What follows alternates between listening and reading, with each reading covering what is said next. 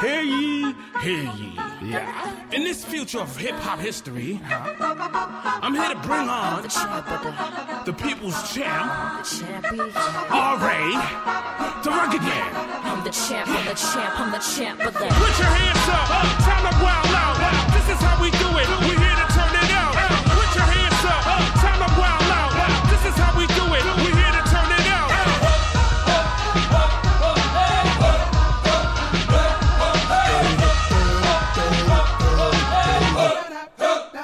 Yo, my flow reminiscent of a prime grand poobah. My tongue sharper than the sword to the Japanese Yakuza. Beats always slamming like Dilla, like Ali was the man in Manila. Man, the gorilla, I'm a nicer striker than Anderson Silva. I'm conquering like Hannibal on the back of an elephant. I'm the best even if I'm pink and I'm pale and I'm lacking in melanin. I've been a problem since my first birth date. In the delivery room, my dick hit the ground and it caused an earthquake. The school hallways I was pissing in. As a kid, I was lacking in discipline, ignoring authorities and never listening. I come from the slummiest of slum villages, killing evil. You come from a village of disco dancing village people. You other rappers, I'm obliterating. My flow is the Michelangelo Sistine Chapel. You ain't even finger painting. Bitch, I'm swinging nunchucks and hitting you dumb fucks and making you duck down like walking rust trucks. I'm eyeing you fat bitches and seeing which one fucks. I'm making the gun bust. I'm bringing the blood guts. Come on, I get it done for the people.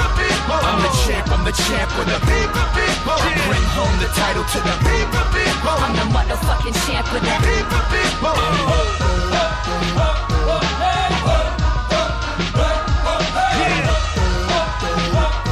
I'm the motherfucking champ of the This isn't money in the Grammy and an Academy Award. It's a brutal lyrical verbal version of Gaddy board. If I bust in your eye, it might blind you. As a kid, I was too hyper, sniffing pancake syrup from Aunt Jemima. Sip wine with Jesus till I'm in a drunken stupor. Then I slap box God and sumo wrestle with Buddha. I ain't dumbing it down, I'm murdering it and gunning it down. These other artists, I'm above them even if I'm under the ground. A rapper with a Maybach or a car that my ass can't afford. I rip out the windshield and I shit on your dashboard. Don't make me laugh, young blood newcomer. Your mother was a crackhead, you a crack baby, fresh out of the dumpster. Smacking your hurt, y'all murk your massacre, mass murder. Blasting your ass, stashing the burner, the trash lurker. I'm worse than Rambo and Burma. I'm dumb in the head, I'm not a fast learner. The white boy version of Nat Turner. Come on, I get it done for the people.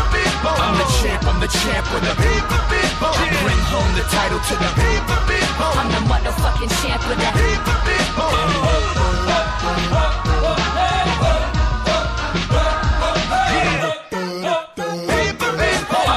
Fucking champ yo, Tommy Hearns, marvelous Marvin Hagler with the vernacular. Bullets splattering through your kidney and flying out the back. Yeah, I'm shining like diamonds in Africa. I'm mathematical, scientifical like Benjamin Banneker. Rowdier than riots in Attica. I got identity issues, it's self-hatred. A pissed off wigger acting like I just stepped off of the slave ship. I kill any beat and murder any track. Mutilate the snare, rape the kick drum and shit on the hi-hat. Come on, I get it done for the people.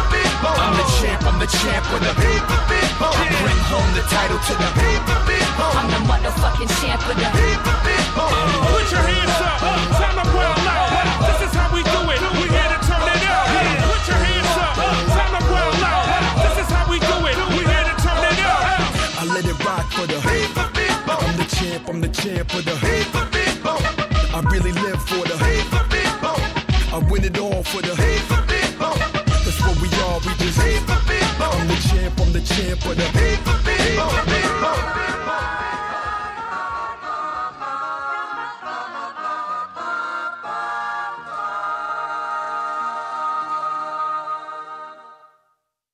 Hail, hail, and welcome to the HomeBhoys show podcast here on Sunday of all days, Sunday the 22nd of June. We are back. You haven't gone away, you know. That's right, Jerry. We have not gone away.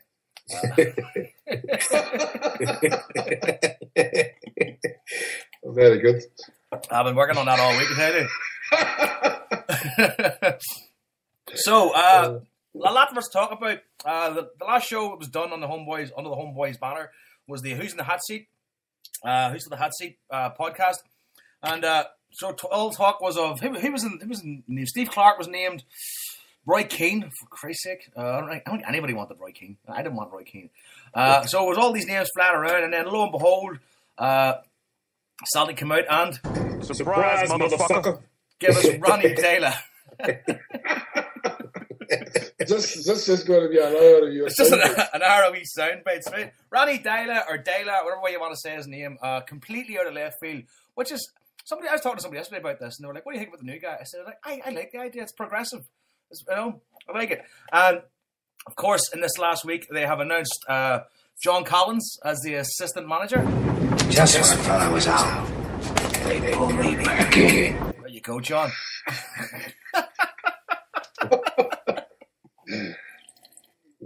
First two were good, that third one was shit. All right. If you can't win them all, for fuck's sake. That's not bad. Three ain't bad, eh?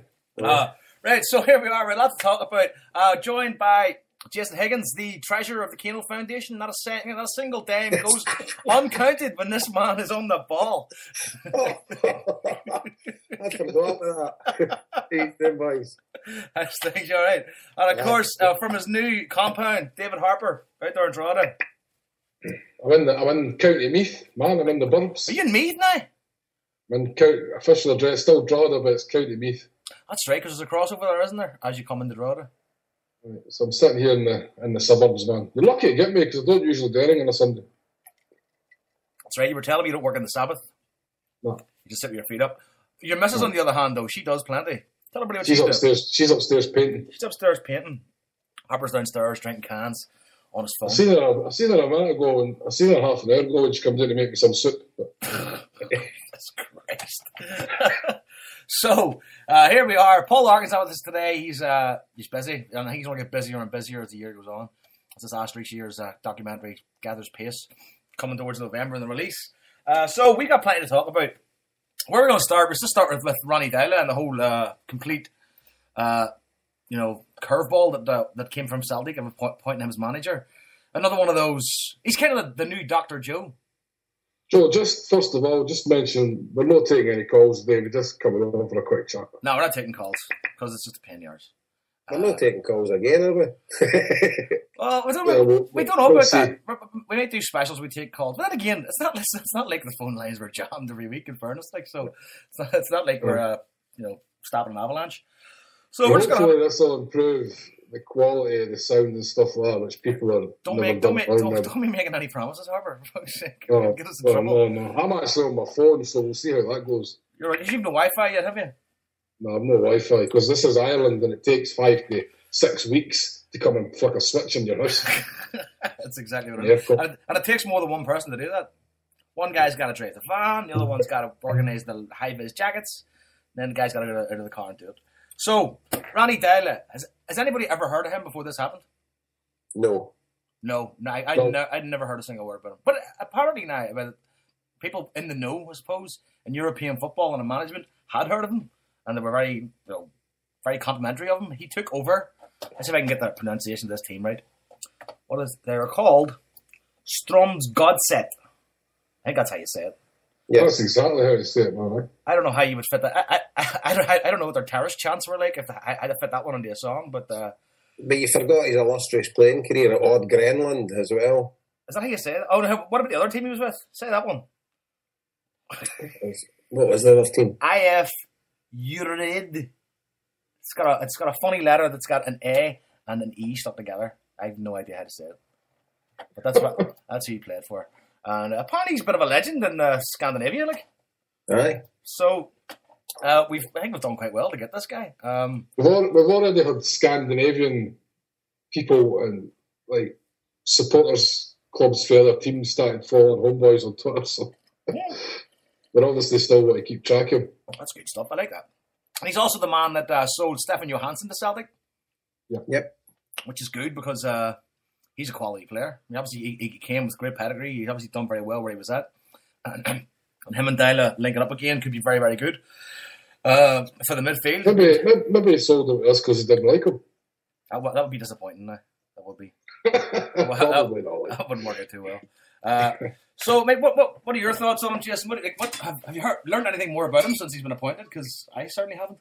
Just basically reading up and stuff in the Wikipedia and stuff like that. But no, personally speaking, I'm absolutely delighted. I'm really, really looking forward to the new season. And I mean, we come on here, and if Celtic do wrong, we'll slate them, But I just think it's an excellent move. And there's no guarantees in life. The guy could turn out to be a total disaster.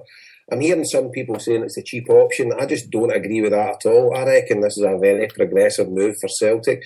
And I think this is a quality signing by all accounts with his background, and I think he can take us to. Take us to good heights, and hopefully he can bring the youth through, because that's one of his strong points. And by all accounts, Celtic have been tracking this guy for 6 months to a year, especially since the Stefan Johansson. So obviously they must have known about him before they went for Stefan Johansson, and obviously about his background. And this is like a good young manager, because by all accounts, I've got a big mate who lives in Helsinki. It's in Scandinavia. The talk was that he was going to be heading to Germany. So I think it's a good coup for Celtic to get this guy, and obviously with him getting John Collins in as his number 2, he's obviously knows the Scottish game inside out. And and by all accounts, the guy's a fitness fanatic, and he's very. I think he's a bit of a wild, free spirit. He does his own thing, and he's not afraid to stand out for the crowd. And I think John Collins is pretty like that as well. John Collins, maybe not everybody's cup of tea, but the guy's absolute class. He was a class football player, and when you listen to him in the studio talking about football, he talks a good game, and everybody that's in the game, I know it can be a bit weird, and maybe he's not everybody's cup of tea because he is so driven and focused, and he's eating the right food. He's like, no, I need to get out and getting drunk, and no, it's not like the normal Scottish mentality. But sounds like me. Aye, I was just thinking that there. All he needs is a beard, and it just would pass for you. But it's just, I'm really, really excited for this, and I think there could be good things in the corner for Celtic. There's no guarantees in life. We could have Jose Mourinho, and we might not have qualified for Champions League. Do you know what I mean? So, I just feel that I'm really looking forward to it, and happy days. See, Jason, just to touch on the cheap option thing, that's absolute garbage. Nonsense. Because if you think about it, there was absolutely no doubt Celtic were really interested in Roy Keane, right? And he would probably be one of the most expensive options of the people that were getting mentioned. So to say that, I just think they went after who they wanted at the end of the day. I don't really think money really came in it. I don't think managers are on astronomical amounts of wages anyway. Like, we spoke about what Neil Lennon was on, like, also. I don't really think we never went after certain managers because of money. We just went after who we wanted. I don't think Roy Keane would have been that expensive, mate. I don't know. He's playing a bit part player for the Irish national team. I don't think he would have been that expensive. I don't know. But I know that, as I mentioned on that podcast, Jason, I know that the FAI couldn't afford his wages. So Dermot Desmond and what's his name? Dennis O'Brien. The other fella are actually paying his wages for the FAI, so I mean, it'll not be that cheap. But I'm just saying, Jason, I think the point is, though, I agree with you anyway. I don't think it was really cheap. I don't really think that came in it. Sorry. I just think hats off to Peter Long, because I think identifying this guy, and this is the kind of guy I want managing my football club. This is definitely the kind of guy I want at Celtic. Did anybody seriously want Roy Keane, though? Because nobody. Nobody I know. No. I would have took Henrik Larsson a minute just for the just because it's Henrik Larsson. But when I've got this guy now, I'm really, really excited for this guy. It's the first time in a couple of years that I've been really excited about the season coming up, just to see because apparently he plays attacking football. He likes to entertain. He's got a pedigree of taking the Strum's Godset from nowhere to being the champions. He's obviously very open, because I read an interview and he mentioned he had a mental breakdown when he was a player, and he was very open about it. Basically said it changed his life. He started looking at things differently in life, and I think it's affected the way he deals with players. I think he's more personal with players in terms of dealing with them, and he's not a guy that shouts and screams. He'll talk to you gently, have a word in your ear if you're not playing well.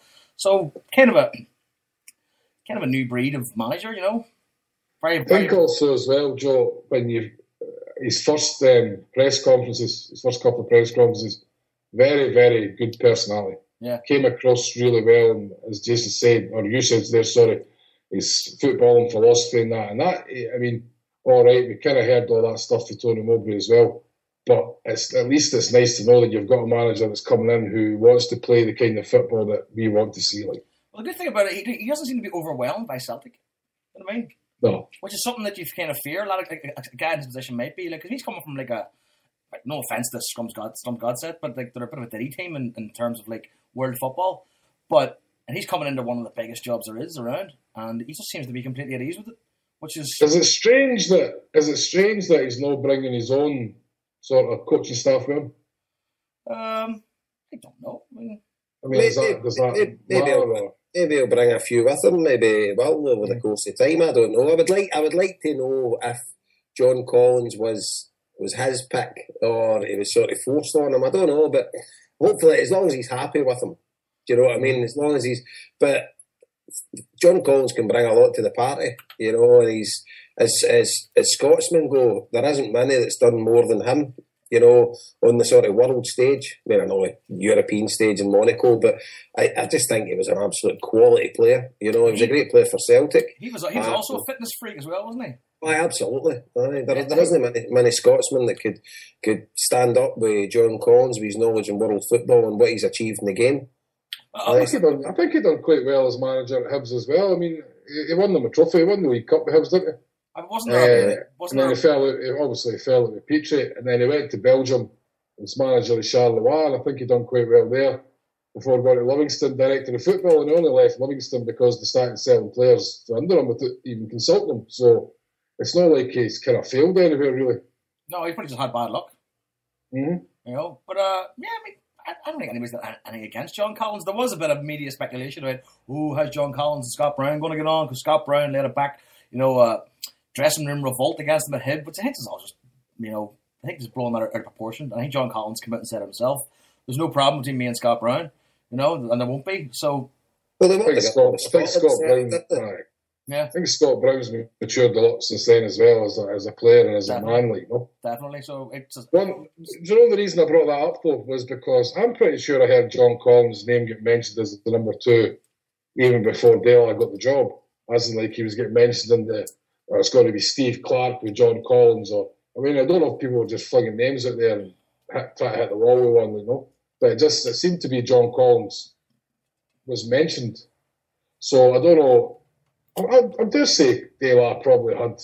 I'm just going to call him Ronnie, right? I dare say Ronnie had a say. I mean, if he didn't want him, I'm pretty sure he wouldn't be there, But I think it's been primarily Celtic's choice, Yeah, but the thing about John Collins as well, you've seen him in interviews. He seems absolutely delighted to be back.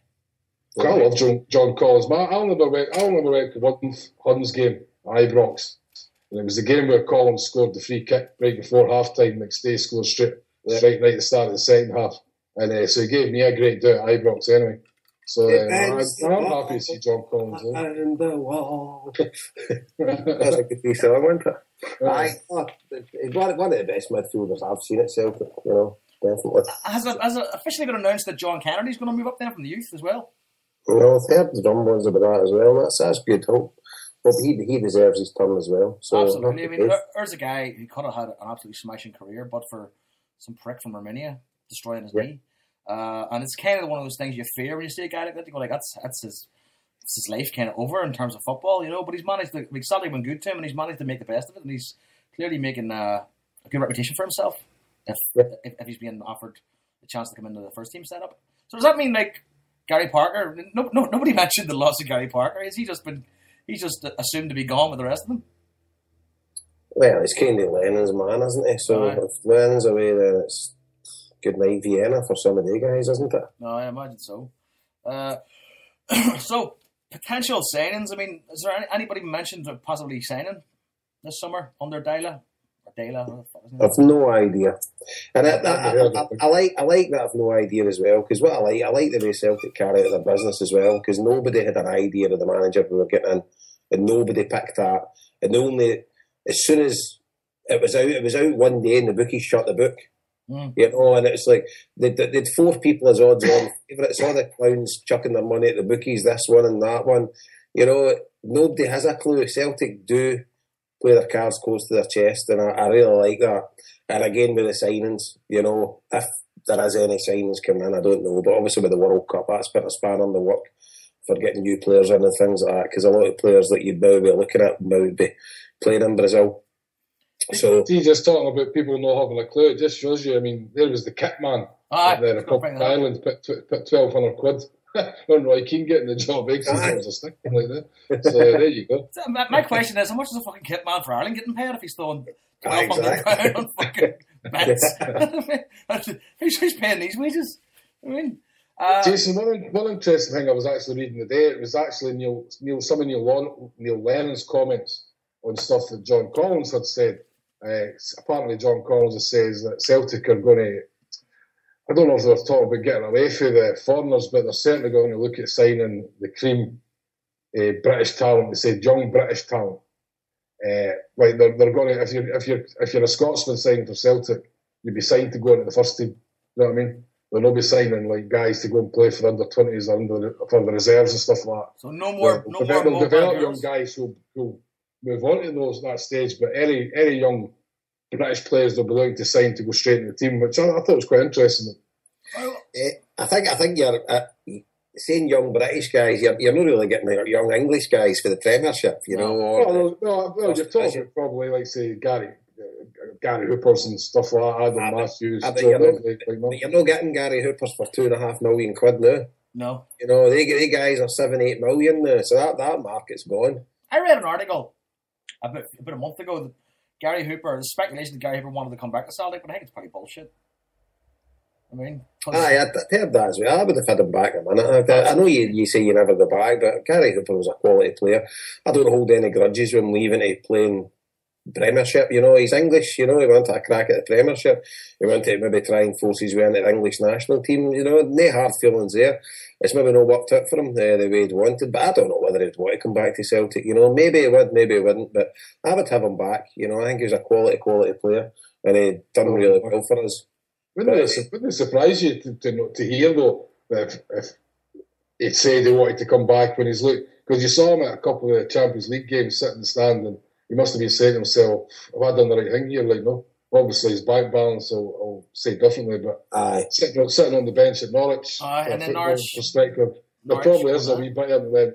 God, did they miss this? Like, no. And to be fair, I mean, he got on well with all the other players, it seemed, and he had a great sort of rapport with the fans, like, no. So there might have been something in that, but I think probably with Lennon leaving, that would have killed that squad. We got a wee message here on Twitter from Evil Knievo. Says Gary Mackay Stevens rumour is floating around. I've heard that as well, but I don't know. Who? Gary Stevens? Gary Mackay Stevens, Dundee United. Gary Mackay Stevens, Do we need someone like him, though? He's a good player. Good player, but I mean, yeah. Okay, well, put it this way, we don't know who's going to sign because that's just... as I say, I get texts from folk all the time, Celtic's doing this, Celtic's doing that. I don't believe any of them.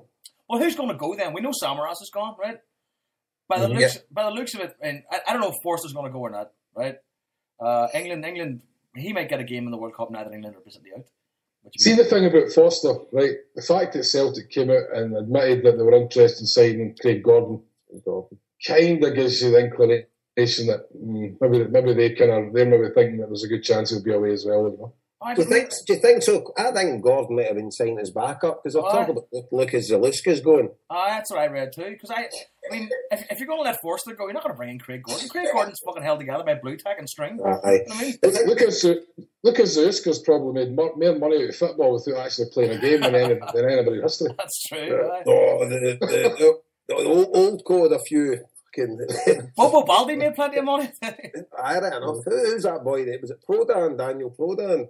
He didn't even play at all, did he? The Winston Bogart boy at Chelsea, he was brilliant 4 years. Gary Kelly as well. Gary Kelly made a ton out of Leeds. There's a few of them out there. While they were playing the second division. Yep. Is Gary Kelly the captain of Leeds? He was, but the thing is, he was one of the only players that stuck around on big contracts. Remember, like, they were in the second division, it was. I'm talking about players that were making money and not actually played, like. But he stayed there at the end of his career. And he was everybody else is on $7,000. He was on 35 or something. I mean, he's still heavily involved with Leeds. Gary Kelly. He was part of a group that were trying to buy them over at the end of last season. I know that.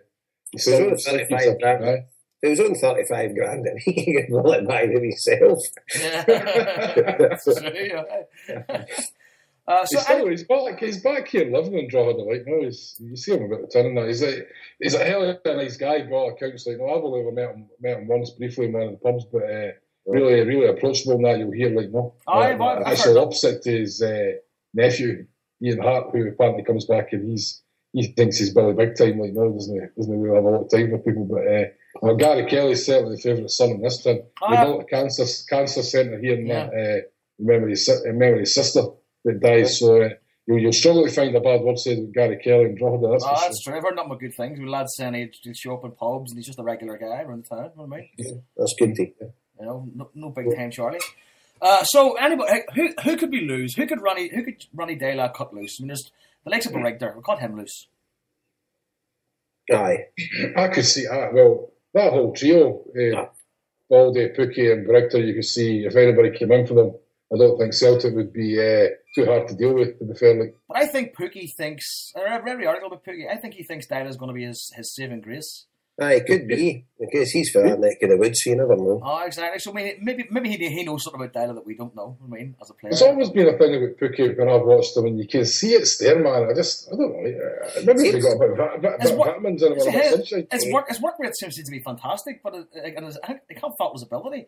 He needs to start bloody believing in himself. He's always playing with the hunched shoulders, as if like he doesn't belong out there. I know what you mean. A bit of belief in you never know, but I don't know. The three of them could go as far as I'm concerned. But I'd be happy if Big Foster has another year at least, and obviously Big Virgil and Effie. I hope he stays. So yeah, but I think we've got the Baines a decent squad. You know, the guy comes in. Do we really need to sign that many players? No, not really. There's not any big holes in the starting 11. Unless Foster leaves, really, to be honest, like, no. I think the one we're in danger of losing the most is Van Dijk. The thing is, you need to look, Neil Lennon has left us in a good position. Yeah, 100%. And the new guys coming in, it doesn't really need to do that much, you know. And I think with that squad of players, if I don't know, you could introduce a new style with them. I think they would be able to adapt, you know, whatever kind of way he sets his team up. But by all accounts, it's a very super fit team, and that can only be good for us, you know. And I'm really looking forward to it. But it's, up until now, I don't think we can add much more because it's just a wait and see kind of job, isn't it? I wonder if there is any players that he's all meaning. You know, a lot of managers like to bring players with them. I know Johansson's there, but I wonder if there's any players at his club who he has got an eye on bringing to Celtic. I mean, at the end of the day, they are league champions. They're heading for the Champions League this year, so they must have a bit of quality in there. So, must be a few. Johansson's anything to go by, like, no? So hopefully that's one good thing about when you get a manager like that. Like, no, there's going to be a few surprises. I'm really looking forward to it as well. I have to say, I remember we had a thread and I was kind of underwhelmed to begin with because I did say that I found Scandinavians a bit boring. But as soon as I heard them in his, I'm an easy buy, like, no. Once I heard them with Spiel and Sky, and I thought, I know, he'll do it for me, like, no. I am really looking forward to it. It's quite exciting. And is it, do you kudos to Peter Lawwell for this?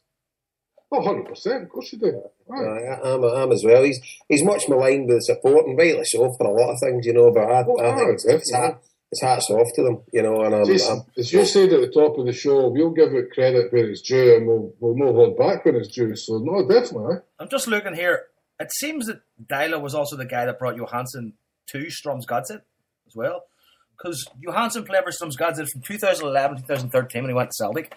Deila managed Strømsgodset from 2008 to 2014. So by the looks of it, I mean, he can spot a good player if that's the case. You know what I mean?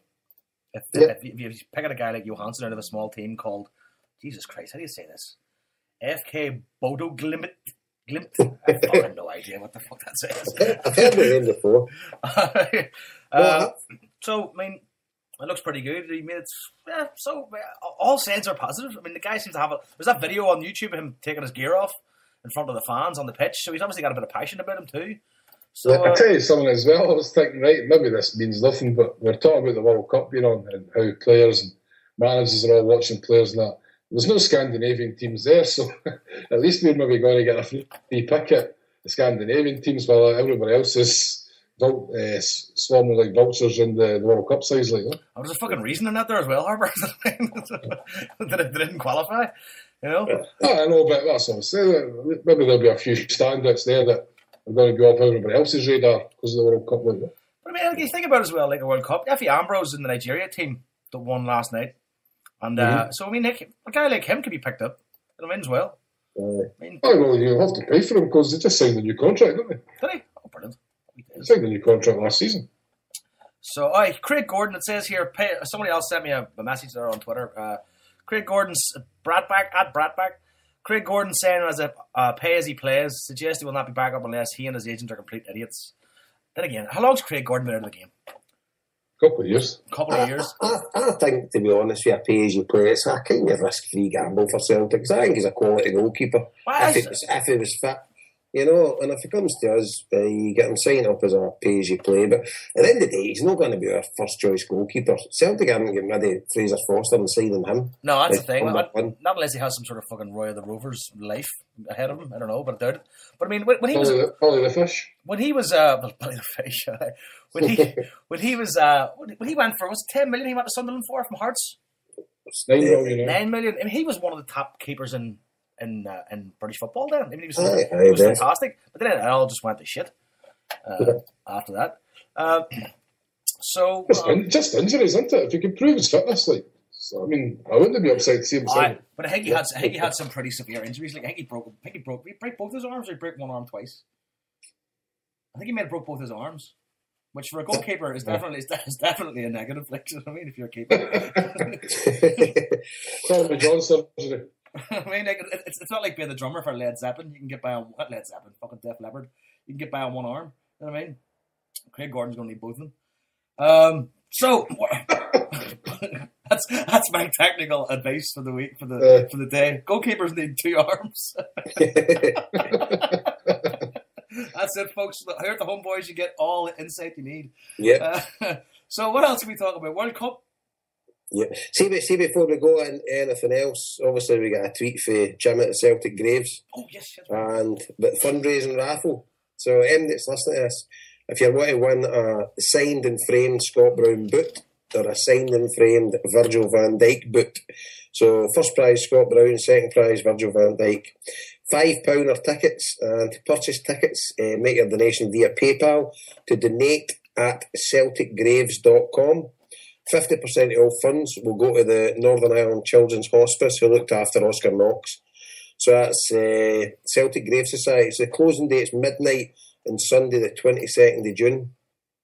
So that's today, isn't it? Yes, it is. Right, so closing date's tonight. I'll need to buy a couple of them. It's I just retweeted the picture on the HomeBhoys Twitter feed. Yeah. So if you want to go there and check it out, all the details. Go in there. So how to pay? So click Send Money tab to donate at Celtic Graves.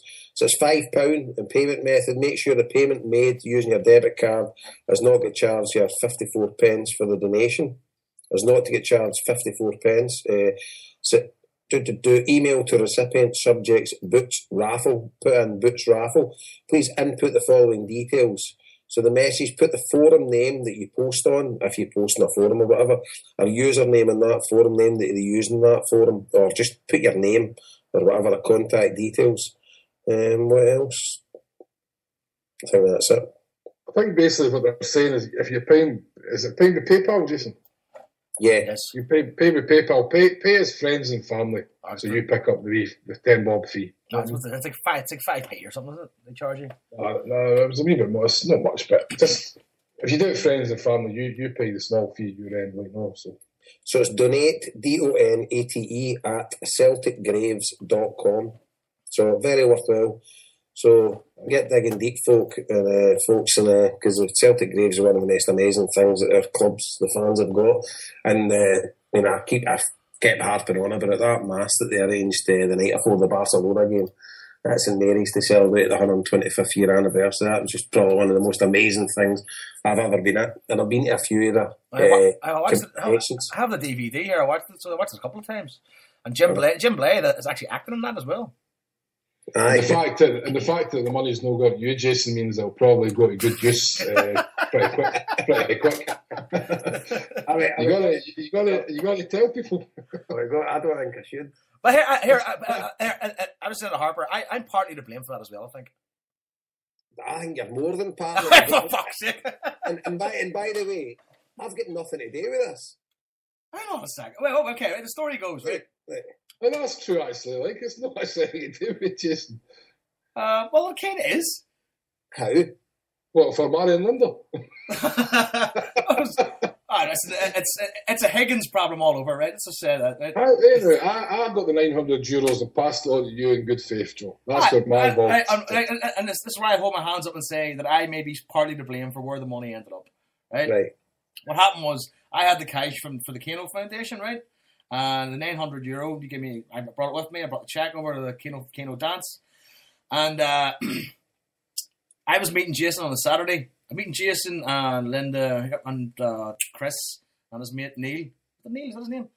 And met them in Witherspoons, and I had the money on me. So I went into Jason, I said, I have this money. Of course, he went out, what the fuck are you doing bringing the money out in an all-day session? Here. So he gives it to Linda and says, Linda, you put that in your bag, you bring it back to the hotel. Now, that was the last it was seen until this week. That was what, 3 months ago? That was the 28th of March.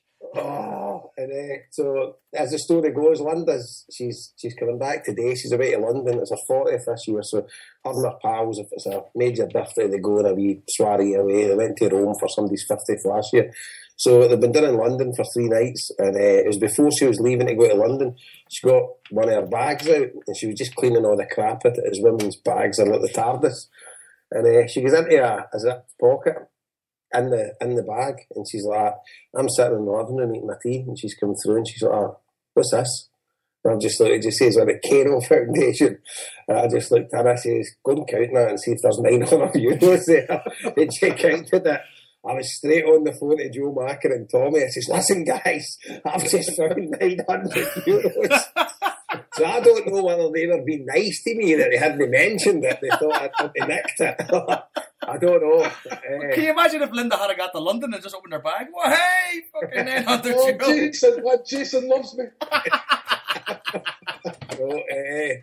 So the money's nice, because it wasn't getting used until it was getting put away for the kids' Christmas party. So it'll be getting used for that anyway. So, aye. So everyone's gets there in the end, man. It gets there in the end. It's not Christmas yet. It's all right. There you go. Oh, God. Bloody hell. What did they say when you phoned them? They just laughed their heads off. They're having second thoughts about letting you on board now. No. One minute it's table settings in the fucking Radisson. Next minute you're siphoning money away in your wife's purse. Yeah, man. Jason, he's trying to put the blame back on you here. Excuse me. I did my bit. I got it across sea. I got it through customs. Right? There you go. Right. So World Cup. Who's been doing the best out of the bets in the World Cup? Not me, anyway. Not me. I've been doing fantastic until about 2 or 3 days ago. I was off about £800. Stuck £25 in a Betfair account and had it up to 800. Well, I took 400 out, so I had 400 in it until the other day, and I've got about 150 now. But that's still 550 profits. I've took 400 out. Spent it. That's all right. Aye. So, happy days. I've had a few corkers up. I won about £250 with Chile beating Spain. That was bet of the century as far as I'm concerned. Because the first few days of the World Cup, I just had nothing but winners. It was great. These small bets coming in, but it was great. And since then, since I've tried to apply any sort of thought or system to any single bet that I've done so far, since then, it's all gone down the tubes. Right. Well, I've just been doing a 5 or treble just to make. I thought, because as you know, I don't watch a lot of football, right? And I thought, I'm going to watch the World Cup and I'll make it interesting just by putting 5 or trebles on. And I think I got the first 3 days up and I went, Jesus Christ, I love football. And I got it up to about £125 profit. And I had a gas bill there to pay for £90 and I paid that. And I've lost about 40 since then, so I'm probably up about 60, £70. But no, listen, the World Cup has been. If you ever wanted something to rekindle your belief in football and the beautiful game, this is it. It has been barring maybe 2 or 3 games.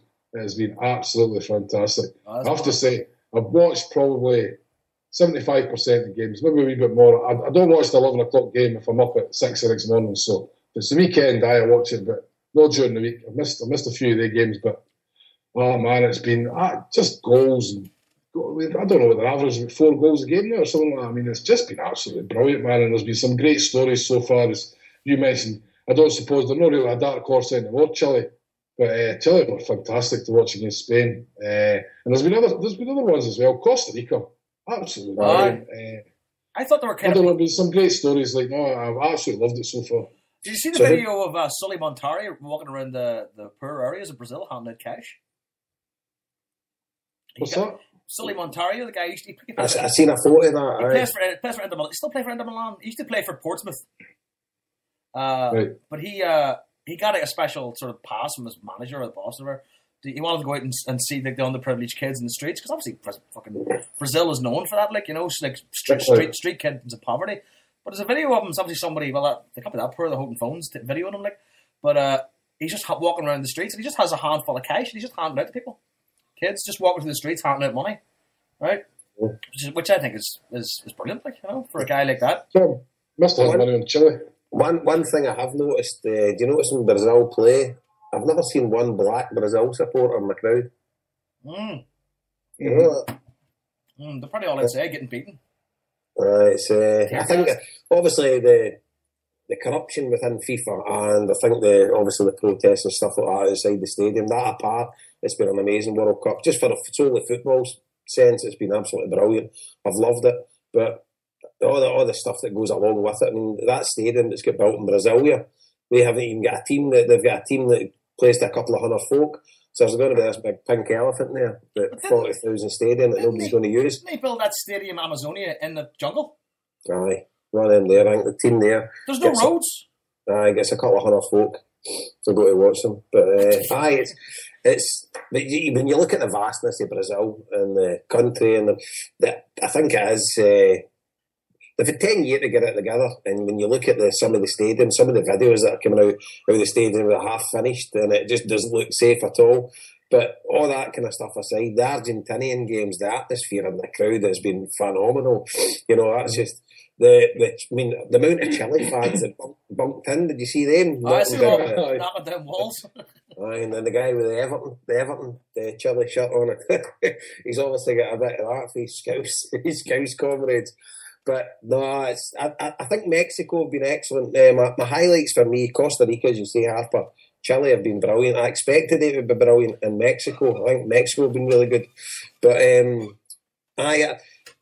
Germany were amazing their first game, and then they kind of struggled. Argentina have, on paper, when you look at Argentinian teams, Zabaleta, Di Maria, Messi, Mascherano, Aguero, Higuain, Demichele. If you look, you can get right through their team, and on paper, they're unbelievable. But they've not been great. Brazil, I don't know. I don't really think Brazil are still bookies' favourites, and probably they will go. No chance. But I don't see it. I don't see it. No. I just don't see it. They've got a few unbelievably good players, and obviously Neymar's class. Marcelo, the defender, he stood out for me. Hulk as well. I think they're better with Fred Flintstone up front, that big boy Fred. I mean, if once you're called Fred, you're never going to be a football player, are you? It's hardly a Brazilian name, is it? Like, you know, we got how bad is he? Ronaldinho's, your Ronaldo's, your Neymar's, and then Fred. It's mobile as a post box. Brutal, man, brutal. But I don't know. It's wide open. I'm looking forward to some of the games today. I'm looking forward to see Belgium, see if they can kick on, because I thought we're expecting great things for them. Didn't think they were amazing. Their first game done all right, but hopefully they'll turn it on the day against Russia. In their first game they weren't great, but see when Fellaini came on, he just turned the whole game. Aye, I know. How ironic was that? I know, when they made the 2 subs, they changed the game. What have you thought of France? I mean, France, I said I fancied France before they even played their first game. I know the Swiss were disappointing the other night against them, but I think France just looked like they could score any time they got up the park. You know? I think they're a dark horse for me for a European side anyway. That was the game, one of the games I've missed. I've not missed many games, but I didn't see the France-Switzerland game, seen the goals. But aye, by all accounts, they're looking really good. But aye, I'm really looking forward to the Chile-Holland game because whoever loses that could play Brazil in the next round. And Chile, when they've got to the quarter-finals twice, they've got knocked out with Brazil both times. But I would fancy Chile to beat Brazil. You know, the way they play the pressing game, you know, and Giorgio Sampaoli, their manager, he's a disciple of Marcelo Bielsa, and just they played Spain off the park. Spain could have played there all night and Chile would have still beat them. I think about Chile, there's a lot of hustle about them, you know what I mean? But they've got quality players in their team as well. I think it must be, you must have to have a neck tattoo to play for Chile, do you? They like those tribal tattoos, don't they? Everybody's got a neck tattoo. Vidal, you wouldn't want to meet him in a dark alley. Yeah, but the most important... Do you know what's interesting what they were talking about the other night? Because I wouldn't know where a lot of these players play, but they're saying basically that back three Chile were putting out there was a couple of them are midfielders, and one of them getting relegated with Cardiff, and one of them's at Nottingham Forest. And it just shows you, man. But they've got Thingy as well. They've got boy for Juventus. They've got Mauricio Isla. He's for Juventus. No, Vidal's Juventus as well. And then up front, that, Jason, is though they boys have played well though. Do you know what I mean? So it just shows you go to that top stage and go against the top players and still perform like. Yeah, and if you've got a good manager with a good system and you've got good players running about you, because they've got a good goalkeeper, Bravo for Real Sociedad, and up front they've got Vargas for Valencia and Alexis Sanchez obviously for Barcelona. So they've got some heavy quality in the team, but their work ethic is second to none.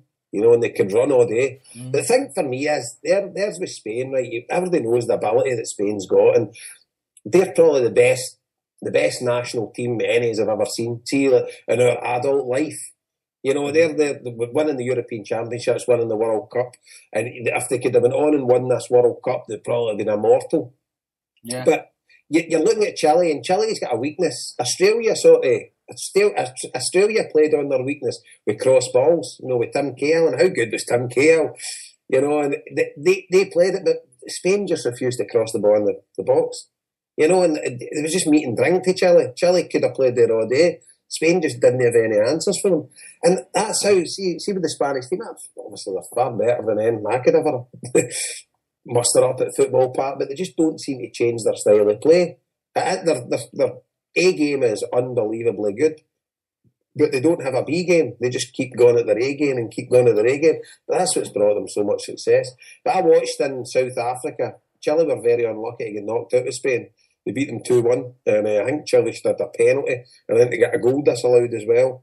So I've been following them since then, and it came as no shock to me when they pumped them. And the bookies were giving you 92. Do you know what I mean, in Chile? And they're giving you 41 in America tonight to beat Portugal.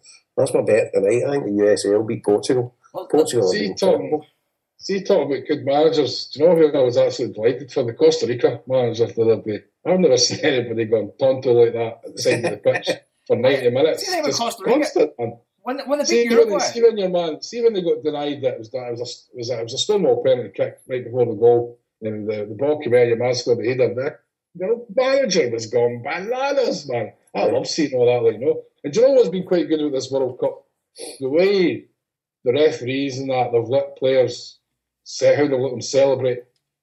You know what I mean? Because they're trying to stop that in football. Like, you know, if anybody runs to the crowd and they're getting a booting, or they take their jersey off, they're getting a booting.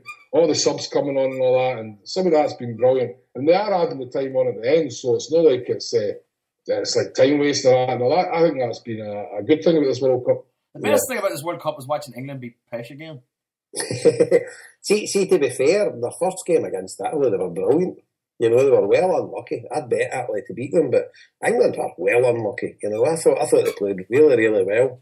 But I honestly, right, I've always a bit biased here, right? But see that Steven Gerrard, is he above criticism?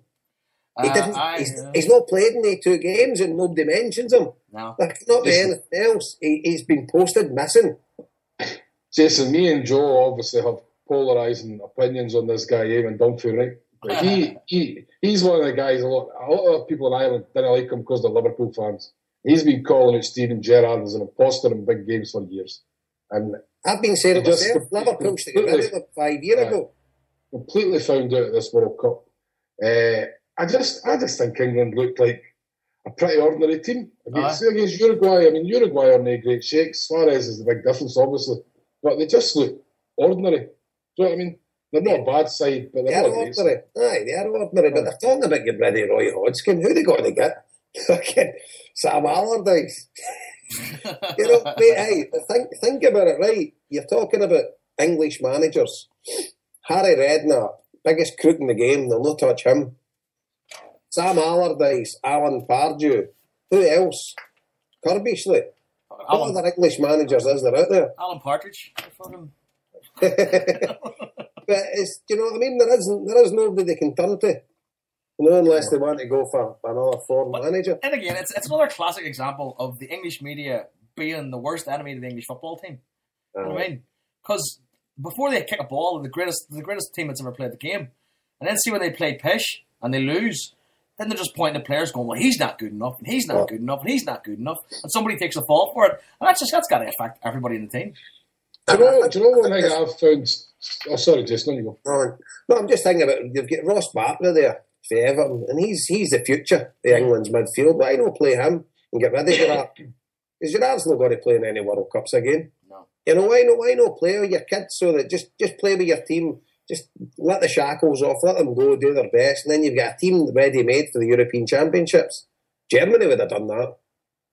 You know, but they can't do it, they've not got the bottle. I've got a wee confession to make you right. I was cheering England on against Uruguay the other night. More so because I had a bet on England. I just fancied England to beat them. But do you know what I've noticed, right? And I didn't really watch the last World Cup intently. And I was always one of these anybody but England and all that kind of carry on, like, you know. But since I've watched this World Cup, I've never watched a single game on BBC or ITV. No, right? We have the luxury of having extra choice. We've got RT here. I've watched every game there.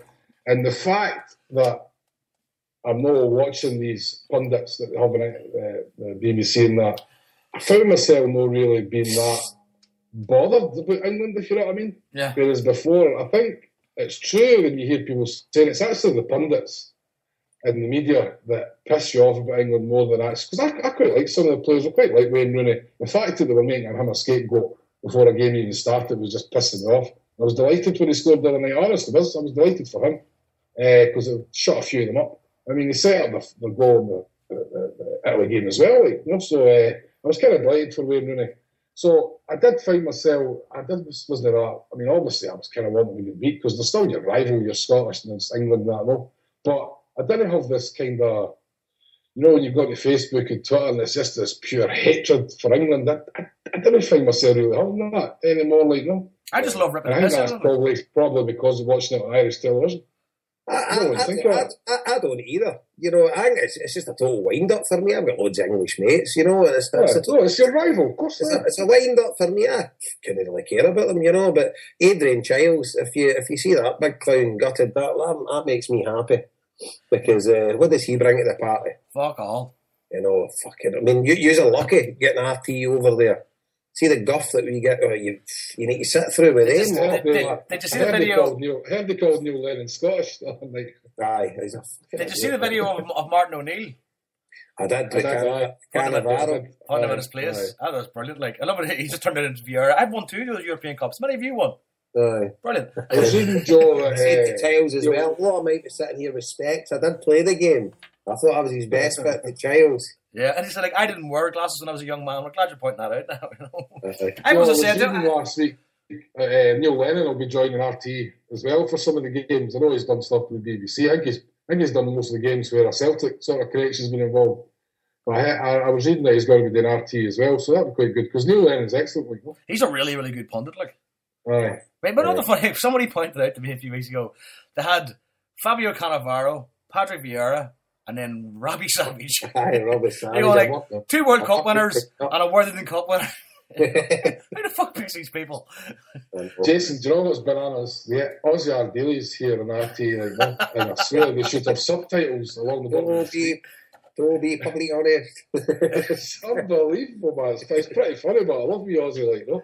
But his enthusiasm and that's infectious. But Oh my God! Try to pick words out here and there, like. No, you should But do. it's brilliant. That'd be funny. Him and Danny McGrain in conversation. You wouldn't be able to pick up a word.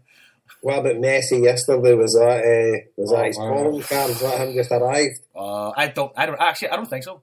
It was a smashing goal. I mean, no, he actually bent the ball around the entire team. Like, the whole team were behind the ball. And he just curled it around them all.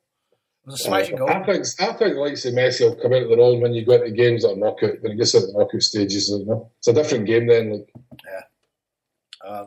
What did you think of Iran? Iran? I thought they were fantastic. They were good. I thought they were good. I love football teams that have loads of energy. I mean, like your Chilis and stuff like that. Their teams will just break their balls for the game. And Iran were doing that. Like, and they were giving Argentina a good go. I know. Because Nigeria were useless against Iran, and then Nigeria came out and beat Bosnia. I thought Bosnia were pretty good against Argentina. That Nigeria-Iran I'm just going game to say was the the worst African teams have been pretty disappointing. I think Algeria were quite good, but Cameroon have been terrible, man. They were terrible. Nigeria winning last night was a shock for me. But Ghana were excellent against Germany. I never seen their first game against the USA because I was working the next day. Like, no. I've always liked Ghana though. I like their strip and their nickname, the Black Stars. Isn't it? That's their team nickname, the Black Stars. They've had some cracking players. Michael Essien was Ghanaian. You know, I like them. Plus, I like guys that are super black. I tell you what, I wouldn't be able to, talking strips, I wouldn't be able to wear many of these strips that they're cutting about in the World Cup. Jesus Christ, they're fucking body paint. Did you see the Uruguay one? I seen Cavani wore his Uruguay one. I was like, God, he's going to lose an arm. Fucking That's just been sprayed on, man. Do you know what I mean? Oh, there. Speaking of tops, maybe the Scottish guy who's the Celtic fan that was supporting Uruguay. I know. Oh, yeah. He's been living out there for years doing charity work. He has, and appears on TV, but I'm a star in his Scotland jersey, even though that Scotland jersey honking like. See that CU Jimmy hat though, I hate it. So they are. See when I seen the guy, I was cringing. No, I wasn't going to say I was cringing, like, no, because you go along with bits of Scotland jersey on the flag, but just that CU Jimmy hat just completely ruins it. It's the full look. And I said to you before, when we were watching Australia, we were sort of growing that thread and talking about it. Australia's getting pumped out and they're all celebrating and singing and the crowd all dressed up as kangaroos and all that. Get the fuck. Away in fully Australian rules football. Honestly, it annoys me. The Tartan Army annoy me. See all this kind of stuff. See these new age football fans that are actually not even football fans. They're just into it because they think it's a bit edgy and stuff like that. These England supporters dressed up as Richard the Lionheart. That's the best thing ever. You know, who the fuck goes to football in chainmail? You know, it's like, just go away and don't ever come back again. I think it's rugby fans following football. Aye, cricket and just beat it. You know, honestly. Tell me this. Where do you even buy chainmail? Where the fuck do you get that stuff like? No, honestly, fucking Longshanks at the game. See what it is? It's people with money, right? Aye, exactly. Says, right, let's go on a jolly to Brazil. Aye. Do you know what I mean? Even all their mates, and let's go to television and look daft, and they're not really that caring about the football. That's a wee bit unfair on some of them, obviously. But you know what I mean? There'll be massive contingents of that. People just there for the game of football is the sort of that's the backdrop to a good day. It's an afterthought. Listen, I'm away to pour a drink, so just carry on amongst yourselves. Bringing it back to Celtic. And by the way, Ireland's not getting away either. See these folk going dressed up as leprechauns and all that. I'll win. Geese peace. Well, put it this way: I've been to see a few Ireland games at the Aviva, and the atmosphere's crap. I mean, the atmosphere's what? It's crap. The atmosphere's totally crap. Like, I mean, put it this way: right? They had a tournament there a couple of years ago, and it was Wales, Scotland, Northern Ireland, and the Republic. Right? The Republic played Northern Ireland. That's the first time they played them in a donkey's years. There must have been about 20,000 people there, and that's being generous. I mean, like, for a game like that, you would have thought the place would have been packed out. Aye. Nothing. Nobody was there. That was terrible. And Ireland beat them 5-0. Right. But people just don't care about it. Bring it back to Celtic, right? My highlight so far, speaking of like the punditries and BBCs and that there, did you see the broadcast of Neil Lennon and the young Brazilian lad? Ah, brilliant. It was on Radio Celtic 5 fan. Live. Absolutely fantastic. His Brilliant. name was Luan. And they just found the wee guy, and it was in Rio or something like that. I think what happened was, because I searched for a few photographs, and there's a photograph of him in the studio with Neil Lennon. Neil Lennon's wearing a bright yellow T-shirt. And apparently, according to the broadcast, like, because this kid was just spotted Neil Lennon and came running towards him in a Celtic jersey in fucking Rio. He watched the games, didn't he? He'd never been to Celtic Park, but he knew all about us and stuff like that. Mad Celtic fan, loves the Scottish football, loves British football overall, and as asking Neil Lennon really kind of informed questions. I mean, you're going like, this is phenomenal. And like, Neil Lennon himself was like, well, I'm getting kind of emotional here looking at this jersey, you know. And Neil Lennon said, like, me and you'll go and watch the Celtic. Whether that happens, I don't know, but it'd be brilliant to see that happen, you know, for a guy like. Is this Lugano fella? So I just no, the wee lad Luan, the wee lad Neil Lennon approached Neil Lennon when they were doing the Radio 5 broadcast. Paul the Tim. He's not on Paul the Tim's Facebook. I don't know if Paul the Tim's in contact with him. Of course, he's the Brazilian Paul the Tim. He's not made it until he's had his picture with Paul the Tim, obviously. But I've seen him every day on Paul the Tim's Facebook. So I've been following that. I did see the picture of Paul the Tim sunbathing with a jumper on him. Oh dear! Hairiest man in Scotland, for fuck's sake. But I thought that was class. Like, I mean, that's just such a shows you the reach of Celtic when some young lad in Rio is just mad about it, you know. And he gets up to watch the games, and he's recognizing Neil Lennon on the street. That's just fantastic, you know. Well, you don't get that anywhere else. Also, what I want to mention as well, this McStay game that's coming up looks like it's gonna be great. The Rio Ferdinand and Paul McStay, what do they call it? The Maestros game. McStay's gonna come back and play, and it's gonna be for charity. The fact that it's for charity is it's appealing to me, if you know what I mean. Yeah. I'm not really a big fan of the games. It's a bit of carnival, I suppose, a bit of gala day. But obviously, the fact that Paul McStay's involved, and he's not a guy that you'll get to see very often, given that he lives in Australia. So, good. What's the charity that it's for? I think it's for two charities. I think Rio Ferdinand runs a charity.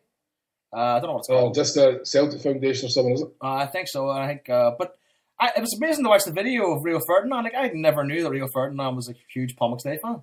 Aye. Which I thought was brilliant, you know. He just said, like, he was the only person in Australia that recognised who Paul McStay was, you know. But like, for me, Paul McStay was my Celtic idol, like, growing up. I mean, same here, man. I think most people our age was, like, you know. Yeah. So you have a story? You have a story about Paul McStay coming to your mum's doors, don't you? Aye, I did. I'm going to stick this chicken on. Give me a wee second, all right? I'll be back in a second. Jeez, the domestic bliss of the Harper and Higgins households. I tell you. Right. I just poured myself a gin and tonic. Very refreshing on a hot day like this out in the bumps. How much gin have you got at home? Are you making this stuff in your bath? Funny enough, they sell it in the supermarket, like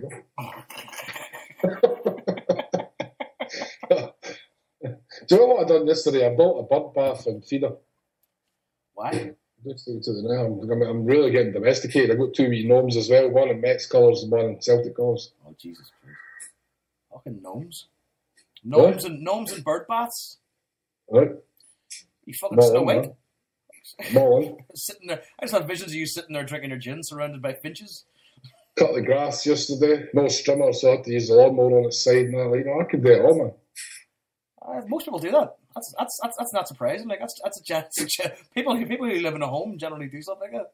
I've never had to do that for since I came to Ireland. 8 years I've been in apartments. I'm actually not just to talk about my home life, but I'm absolutely loving having a house and a garden and all that kind of stuff. I was cutting the grass yesterday with a big smile on my face. Apart from the hay fever wasn't great. So a big smile on my face. I'm loving it. Have you finally got over the fact that you're living in a suburban area surrounded by kids? They're a bit of a pain in the arse right enough, but can't have it all, man. It's true, you can't have it. I bought a bike as well. I got a bike. Bought a girl's bike. It's not a girl's bike. you made a complete fool of yourself. It looks like a girl's bike. No, it doesn't look like a girl's bike. It does look like a girl's bike. To the uneducated, it might. Oh, you Lance Armstrong? You've been on a bike fucking 10 minutes, all of a sudden you're... Do you know the best that is? See that next day, I goes to the water. I says, I'll give all the boys the canteen about a laugh at breakfast. Because there's 2 or 3 of them mad out there cycling, eh? And I says, I bought myself a girl's bike last night, 40 quid. What do you think of this? Fella says, well, first of all, it's not a girl's bike. I'll tell you that. I was like, I felt like saying, this you ever heard this clown Joe McKenna? He says, no, it's because of the suspension, blah, blah, blah. And then he showed me pictures of downhill racing bikes, and I says, I can't wait to get back on Facebook.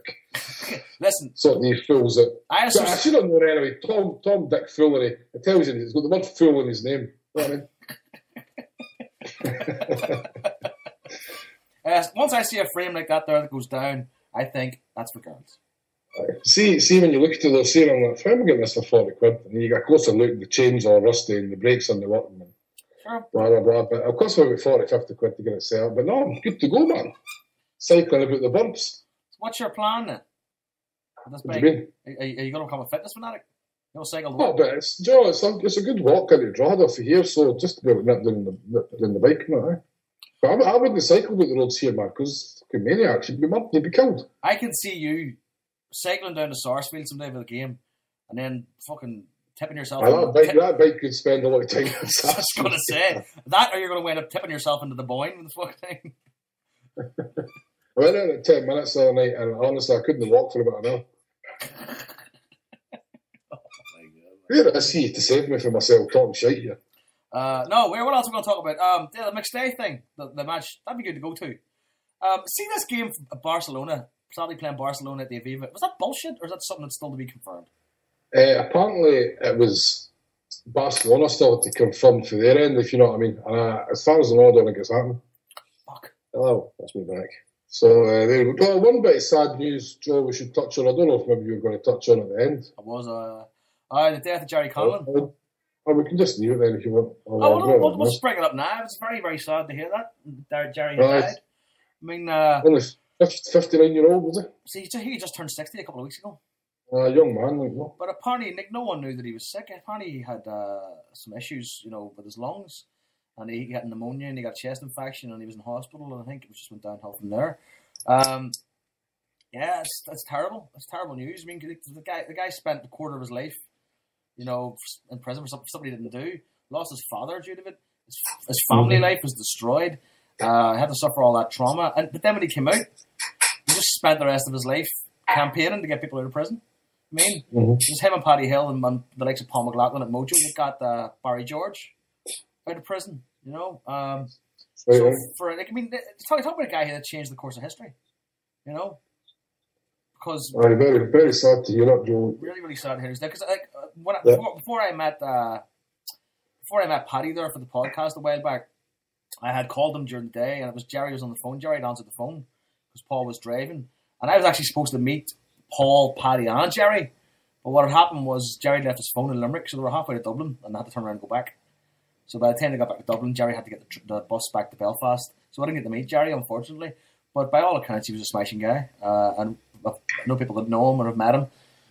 And it's a really, really sad day. And, I contacted Paul at Mojo just to sort of send our condolences and say, very sorry to hear the news of his death, So, yeah, rest in peace, Jerry. I mean, it's sad that a guy like that's gone, But in the end, he'll never be forgotten. British justice for you. Yeah, and I mean, as Jerry said it himself, when you see all the quotes floating around the internet now since his death, and it's very sad that he was still campaigning for justice all those years after what happened to him. You would have thought something would have changed, but nothing changed. So, it took a guy like him and a guy like Paddy Hill and an organisation like Mojo to basically challenge this sort of corrupt justice in Britain, and now he's gone, which is very sad, So rest in peace, Jerry. Yep. Oh, wait a minute. Fucks! Some big fucking crow's just knocked one of my gnomes there. What? Some big crow just knocked one of my gnomes there. A big crow? See, this crow just knocked one of my gnomes there. This is the downside of buying a bird bath and a bird feeder. So is it mortally wounded or something, Harper? Can you just maybe put it back up? Right, but I don't know what I have to be keep going and doing that. No, they do. Glue him to the ground. I bought a bird bath and feeder Jason built it yesterday in a couple of rooms. Mets colours and Celtic colours. The Mets one's just been knocked out. He's probably just passed it. There you go. So, where are we now? How long have we been on? We've been on for 70 minutes, but still we're an hour. So So take back to the World Cup. I took Argentina. It's Argentina fans. I still fancy them to win it 4-1. Not a great price, but there you go. And as I said earlier, I'm not just saying this in the back of their two games. I fancy France. The reason I fancy France is a dark horse as well. I thought they had a pretty handy half of the draw, or a bracket, as the Americans like to call it. So I could see France going quite far. Yeah, they look really handy. I mean, well, they look better than they have in the past few World Cups. What about you, Joe? I still think Germany will do it. You know, they were brilliant in their first game, second game not so good, but I still think they have it in them. I mean, the Germans are just efficient and they're ruthless. You know what I mean? That's the tip to win it. Germany, aye. You got a bet on them? No, I actually backed Uruguay. your big tenfold didn't get very far the other day, did it? No, it fell the first game. Fucking Germany are into second favourites. Brazil 100-30, Germany 72, Argentina 41, France fourth favourites 91. Then it's Holland 10s and Chile 20s. Belgium are out to 22-1. I backed Uruguay to get to the last 16, at least. But see, that's a terrible price on Brazil. I mean, anybody backing that's off their head. I would agree. I don't see much value in that there.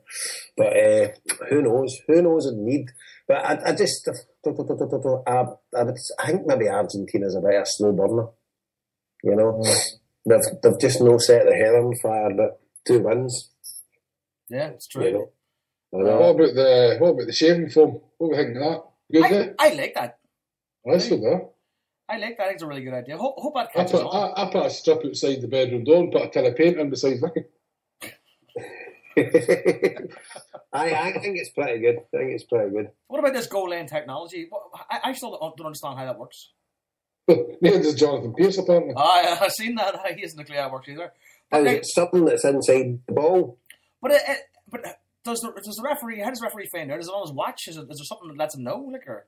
Yeah, there's something. You see that I heard somebody in RTE saying that he has it on his watch, but if not, he's certainly getting it in his ear straight away because that game. What was the game where Jonathan Pierce made an arse?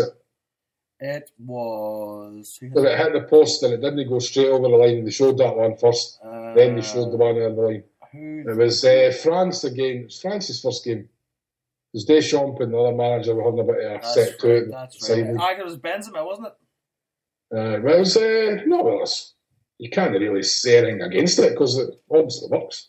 But it's only a matter of time for somebody hacks that, and the fucking referee's watch is going bananas halfway through the game. The fucking scores going up to about 10. Nobody knows what's going on. Like, so I just wait for that to happen.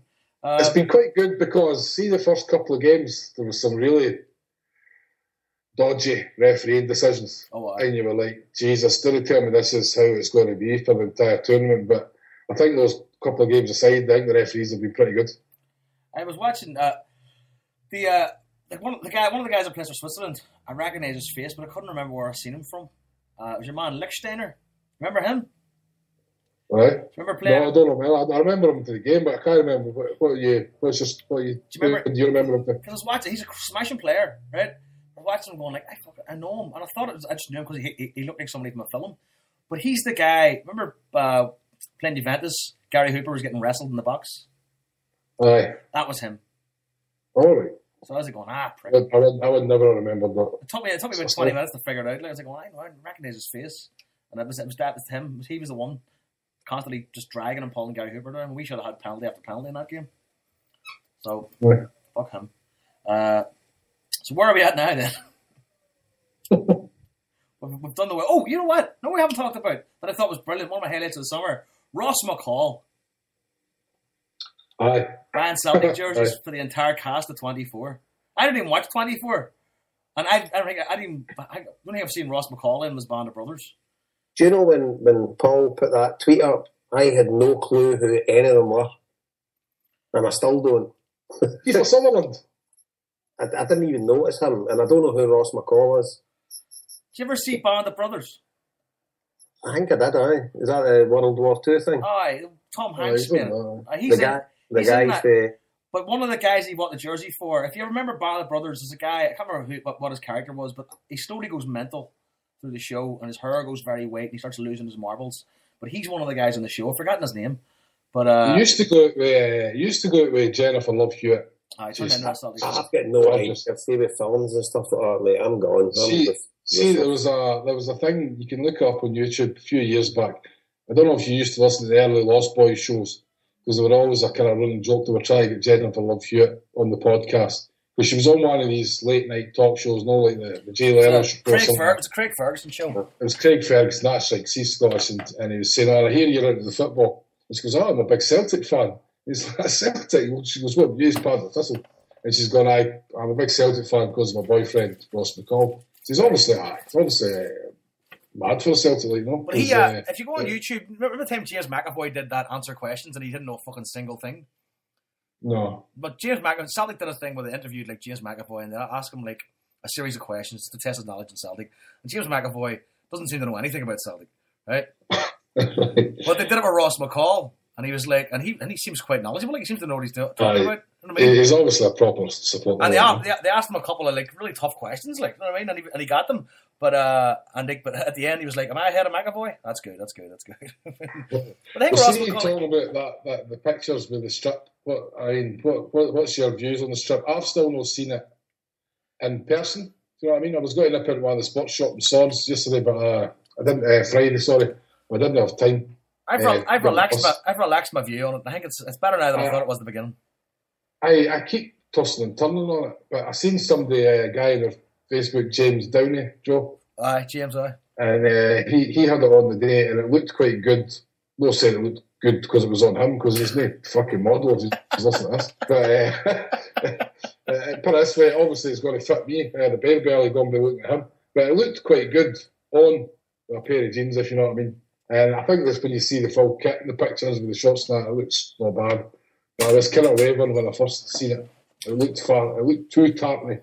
But the first pictures we've seen had like a full yellow grid all the way across it, which obviously isn't right. It looked a lot more tartan in that original picture. Jason, you've seen it in the Celtic shop, you're in the fancy it, no? It's all right. I'm not a big slip wearer anyway, I wouldn't buy it. But no, I'll probably get it for my Christmas. I wouldn't buy it either, like, no. But when you get some of the honking strips they've had, like, no, it's not bad, I think. It's actually all right, it's not too bad. I want to pull out a wee story here that we haven't mentioned. Wee lad Aidan from Dundee applied for the Celtic job. It was really good. That was fantastic. A reply. I've seen a wee picture of him there on Facebook, and with the shirt that he got sent, you know. But that's a good wee touch by Celtic, by Peter Law, to send him back a letter thanking him, you know. See, he would have been a cheap option. So his name's Aidan Hedridge. And sent him a letter back, and then sent him me a couple of shirts. That's lovely. I mean, it's nice to see stuff like that there. You know, it's nice to see a football club coming down to connecting with actual fans like that kid. You know what I mean? Rather than just now, anything that happens, the club's going to be inundated with letters for kids looking for jobs. I've already got my CV typed up. I'm going to go for the media department. Listen, you haven't got enough cursing on your shows. So you need to get me in. What today's games are USA, Portugal, Belgium, Russia, South Korea, and Algeria. Any pre-season friendlies? Anybody got any friendlies in that? We were thinking about St. Pauli, Joe, but I'm not going to have the money like that. I mean, neither. Unless one of these big bets, one of these big 10-timers comes out. You better take us all in. Absolutely, yeah. But I know, the St. Pauli one should be good. Is that going to be on TV? It'll be on Celtic TV, won't it? They're all on TV, yeah. Yeah, hopefully they'll still pull out a game in Dublin and we'll get a wee day. But at this stage, it's probably not going to happen, I don't think. We kind of already had it there. We were up with the Raddies the other week. That was good, That was good crack. Joe Boy Higgins keeping the crack going. It wasn't half, I tell you, I've only met... He can't even remember it. I've only met your Joe 3 or 4 times now. That's the most animated I've ever seen him. He's like a puppet. Some crack. It's a good laugh. Everybody was there. The McVeigh brothers, of which I didn't realise there were 3. I was saying, man. That's the first time I met the younger brother. I thought it was 2 of them. I was gross. Brilliant crack now. Good night. And Gary McGeady, he enjoyed himself as well. Gary. It was a great night. I really enjoyed it. Oh, good old time. And Joe, our bus went up last week. I see the photographs. St Lawrence of CSC. They went to, was it the Rose and Crown, George pub, or Moore Road. They were there first, and then they went to the Roddies, and then they went to the Felons where Mr. Pierce Doherty was there doing a speech and that, so they got a club picture with Pierce Doherty. I like Pierce Doherty. Very we missed out on a good day there, by all accounts. That's true. I think I was doing something that day anyway. I just couldn't do it. My wife was in Scotland, so I just didn't have the money. It looked like good fun. It was a full bus, was it, went up? It was 25 of them, mate. They went to Milltown and all that. Like so, I've seen loads of the good photographs. The photographs look great. I think Sam was with them a good bit of the time, was he? No, I just did the Roddies. Just the Roddies, all right. Yeah, so that was good. So that was the last HomeBhoys get together. So hopefully, if something happens in Dublin, we'll get together again.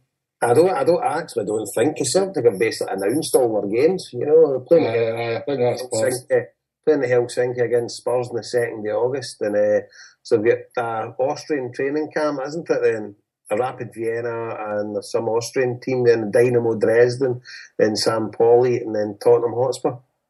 Dynamo Dresden's a strange choice to play a friendly against, given the politics of that support. I don't think Celtic bother about any day with that, do they? Just, I mean, such a far right wing. How do these things get picked? I mean, how do these get organised? I mean, because obviously one team's got to approach the other. Well, Celtic are in Austria, aren't they? So they've just been looking about the local teams there. Who's got availability and who can... Dynamo Dresden got relegated, didn't they? The guy in my work was telling me this about them right. If they never got relegated this season, the season before, and the Ultras group had a banner at the game telling the players they had 24 hours to leave the city. after the game, and they're getting it. They got relegated. So there you go. Because that's going to work. You've got 24 hours to leave the city. We don't want a team next year. The fuck? I thought it was quite funny. Unbelievable. So I think what's the idea of playing Spurs in Helsinki, by the way? Why Helsinki? It was meant to be, I don't know, was it Borussia Mönchengladbach or something? It was meant to be a German team and they pulled out and Spurs could step in. I don't know, they get paid a wage to do it. So I mean, just the idea that I've actually got a cousin who lives in Helsinki. Aye. And I had a look, you didn't get direct flights off here because it was a wee thing that I could stay with him that, but... I know, big boy Pat. One thing we haven't touched on that's actually imminent is the European draw tomorrow. Monday, tomorrow, 11 o'clock in the morning. So we could get St. Pat's, Cliftonville again. Cliftonville again would be brilliant. That'll be brilliant. St. Pat's would be handy. That will be handy, aye. When is the date? Is it the end of July? Play the first game? July 15th, 16th. July 15th, 16th. Second qualifying round starts July 15th, 16th, with second legs a week later. That's only 2 weeks. Alright, it's very close. So there's games coming up very soon. When does the World Cup finish? That'll be finished in the next... World Cup's in 13th of July is the final. Fuck. And so in our first game's 2 days later? Or 3 days later? Aye. So you obviously won't be able to depend on kind of see Nigeria getting to the final, but you're thinking to yourself, if you get any players like Honduras, but we need to touch on that. Honduras, how bad have they been? Is it eerie? Fucking they'd get fit by stopped, wouldn't they?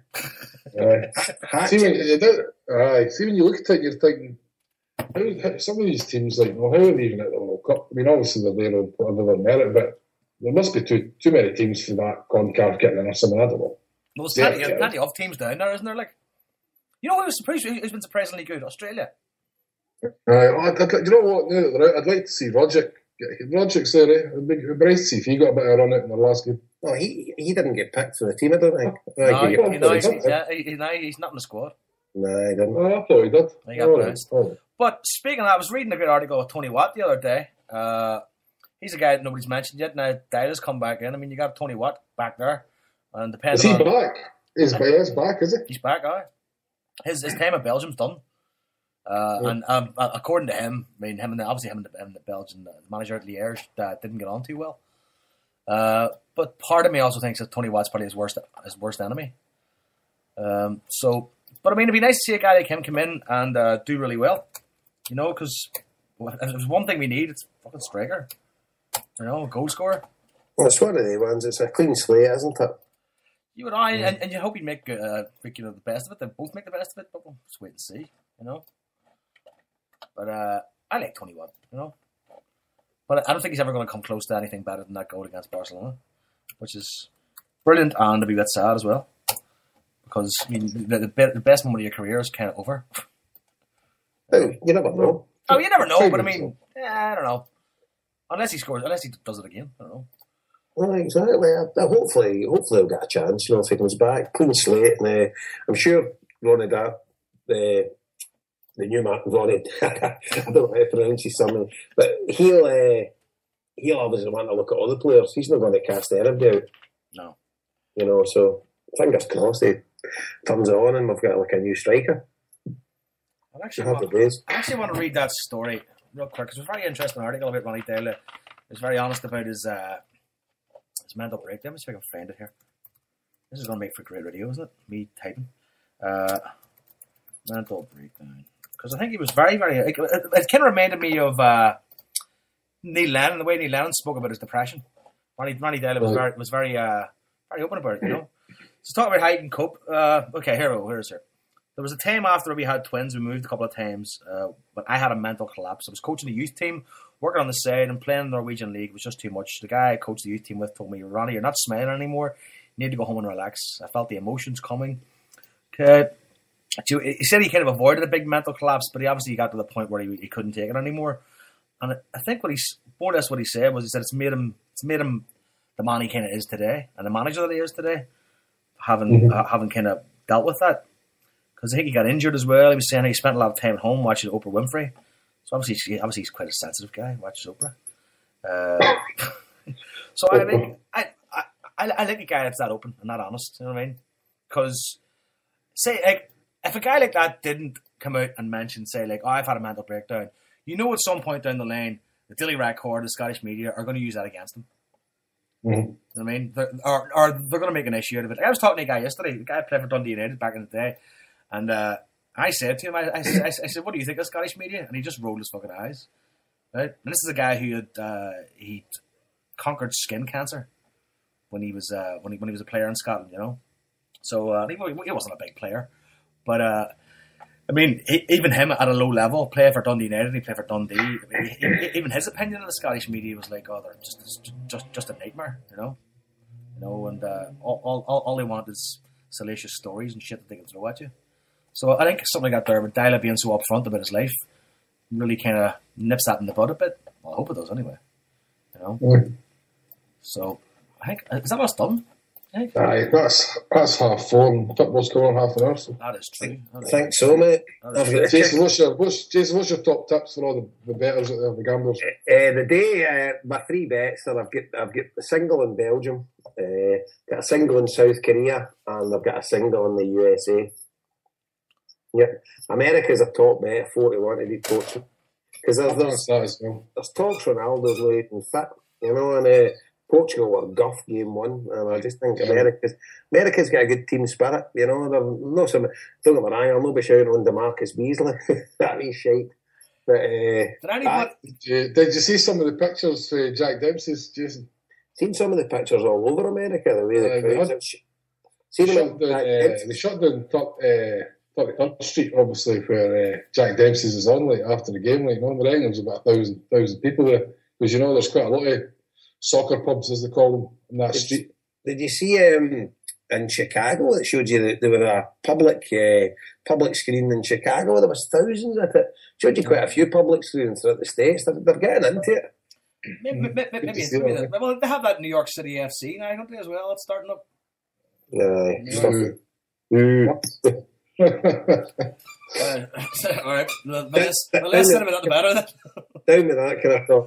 I quite like to see USA doing well, just obviously because myself and Jason are good friends with Big Frankie and Nicky, and anybody who's listened to Mets Boys will know who we're talking about, and they're proper USA football fans, if you know what I mean. Yeah. It's an interesting thing, Joe. I once asked them on the Mets podcast if they had the option for just one of these to happen, right? And I asked them both. They're in the other sports, so I said to Frankie, if you could choose for the Mets to win the World Series, the Jets to win the Super Bowl, or the Rangers to win the Stanley Cup, what would you pick? He said neither. He said I'd pick America to win the World Cup. So there you go. Like I would never ever pick Scotland to win a World Cup or one of my clubs, if you know what I mean. But it's good to know that there's fans out there that are that passionate about it. You know? Obviously, soccer's caught on. I mean, the other thing, America's a massive place. I mean, but obviously soccer's catching on. Look at the amount of quality players that are going there. I mean, taking up contracts. I mean, everybody seems to be getting into it. It seems that who's it just signed for New York City there? David Villa. He's with Australia first, then he's going to them. He's the only player, though, isn't he? So far. He is New York City FC. Like. it's just him on his own. Dressing room must be great crack. And it was nice to see the Cosmos playing the New York Red Bulls a wee friendly and pumping them 3-0. That was. I don't think many of the Red Bull players are there, though, to be honest. I think there's quite a few of them in different World Cup squads. Like Con Rees sitting in the bloody studio as well. You know, so. Did you see that prick as well, talking about, like, you know, players should face the consequences of what they do? Single-handedly cheated Ireland at a World Cup. So his opinion's null and void as far as I'm concerned. Fucking believable. Right? A guy like him talking about sports morality. You serious? Exactly. I know. One more. Anything else I want to talk about? Actually, no. I don't think we've been on since Oscar Knox passed. I think we have, haven't we? I actually can't remember. I just can't remember when it was. So that was a very, very sad occasion, you know, because that wee lad touched so many people. I think we spoke about it in the last podcast myself, Jason and Joy. And I seen the Chris Commons and then Lisa Haig took the family. Took the family on holiday. That was really nice. By all accounts, they're quite close, you know. And I read a great. I think Lisa Haig wrote a blog about it, you know, about Oscar Knox, and it was very touching, you know, how like they'd stayed in their home and really, really, really sad, you know, because I mean. Everybody was behind that wee lad, you know. He was such an inspiration, you know. And it's amazing how a child like that can generate so much great feeling, you know. That other wee boy, Jay. He's a star in Greece, you know. His dad was saying they've still not told him Samaras is gone. Like, they didn't know how he's going to react. Like, no, poor wee fella, you know. Because that's obviously his hero. He's a star in Greece. Did you see the? I don't know where I've seen it, but on YouTube anyway. Somebody from the Greek FA, whatever you want to call them, talking Samaras. Samaras about that. Aye, it was very good.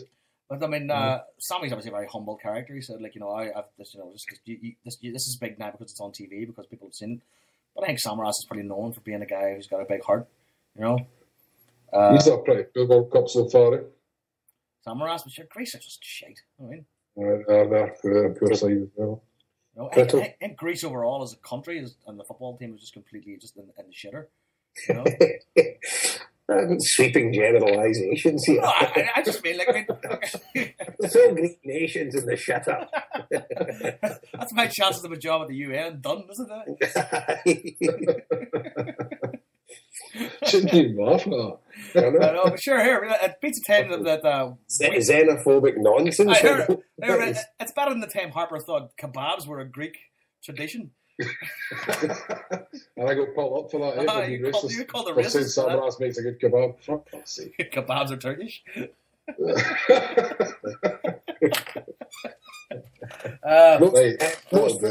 Most folk in Scotland think they're fucking Indian. Right. I think that's us done. That's it. I'm going to go off watch the football. The sun is splitting the stones outside, and some ice and some cider is called for. Anyway, folks, that's it. We've no idea when we'll be back, will we? Yeah. I'm going to go pick up my gnome. Pick up your gnome? I'm off on holiday on Friday, so... Where are you going to? Not like you. Going to Spain for 2 weeks. Are you going with the McVeigh clan again?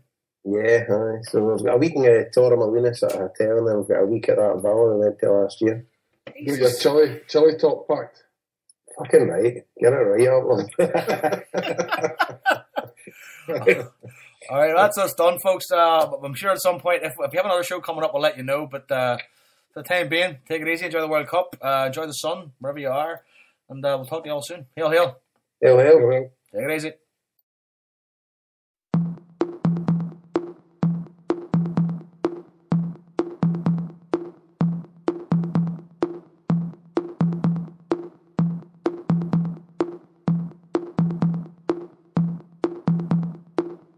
In the nighttime, when the world is at its rest, you will find me in the place I know the best. Dancing, shouting, flying to the moon. Don't have to worry, 'cause I'll be come back soon. And we built up castles in the skies and in the sand. Design a whole world, ain't nobody understand. I found myself alive in the palm of your hand. As long as we are flying, all this world ain't got no ends. All this world ain't got no ends.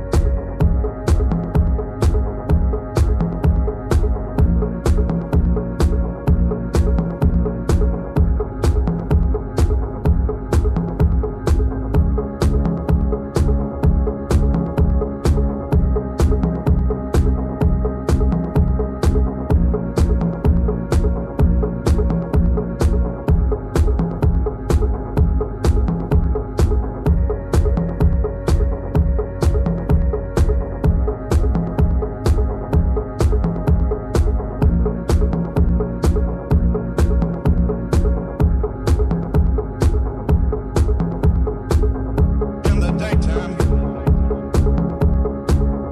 you will find me by your side, trying to do my best,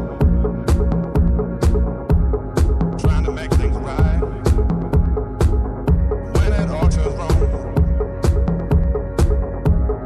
there's no fault but mine, but it won't hit hard, 'cause you let me shine. And we built up castles in the skies and in the sand. Design a whole world, ain't nobody understand.